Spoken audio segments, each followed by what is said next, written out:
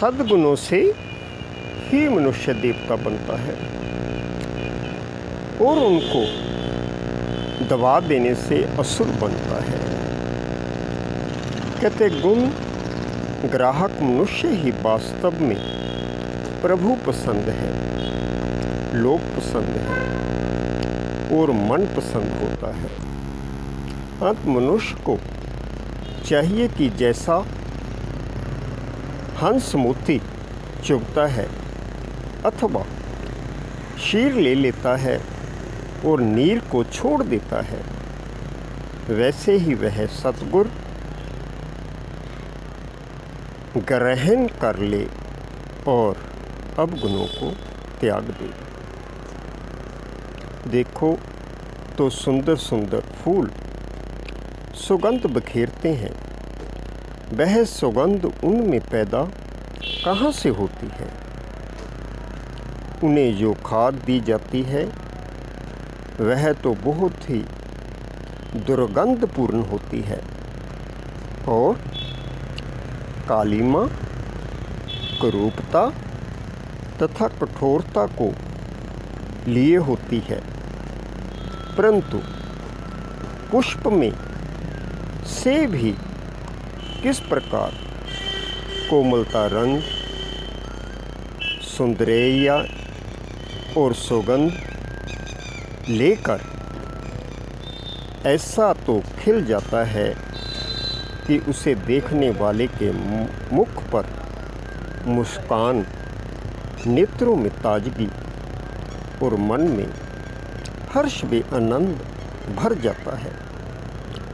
संसार में मनुष्य के सामने भी अनेक प्रकार की परिस्थितियाँ आती हैं और उसका संपर्क भी विभिन्न प्रकार के लोगों से होता है। यदि वह उन परिस्थितियों में भी गुण ग्रहण करता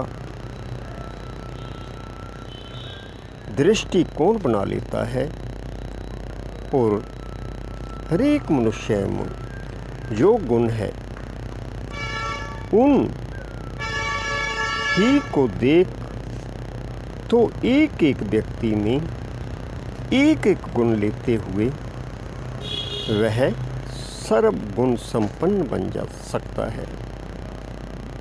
सचमुच मनुष्य की दृष्टि और कृति वृत्ति बहुत कुछ निर्भर करता है। उदाहरण के तौर पर मान लीजिए कि एक व्यक्ति अपने दो मित्रों को स्नेह भरे स्वर से भोजन के लिए निमंत्रण देते हुए कहता है कि भाई कभी हमारे गरीब खाने में भी पधारें, काफ़ी समय से हम लोग मिले भी नहीं, कुछ हंसेंगे, बहलाएंगे और बातचीत भी करेंगे। दोनों मित्र निमंत्रण स्वीकार कर नियमित समय पर उसके यहाँ भोजन करने के लिए जाते हैं और वह मेज़बान बिना किसी तकल्लुफ़ के परंतु प्रेम और सादगी से बनाया गया भोजन उनके अतिथियों में पेश करता है। वापस लौटते हुए उनमें से एक व्यक्ति दूसरे से कहता है, इसने तो हमें निमंत्रण देकर सादा सा खाना ही खिलाया है, मैं दोबारा तो कभी भी इसका निमंत्रण स्वीकार नहीं करूँगा, अपना समय नष्ट नहीं करूँगा। दूसरा उसे उत्तर में कहता है, अरे भाई क्या कह दिया, जहाँ अपनापन होता है वहाँ तकल्लुफ़ थोड़े ही होती है। उसने तो हमें अपने घर का ही समझकर जैसा हो सका वैसा खिलाया है। तुम यह नहीं देखते कि उसमें कितना स्नेह था। अरे भाई, खाने का निमंत्रण तो एक बहाना ही था। वास्तव में भाव तो यह था कि दिल खोल कर बातें करेंगे। देखिए तो एक गुण ग्राहक व्यक्ति हर्षित हो रहा है और दूसरा अवगुण उठाकर जल भून रहा है।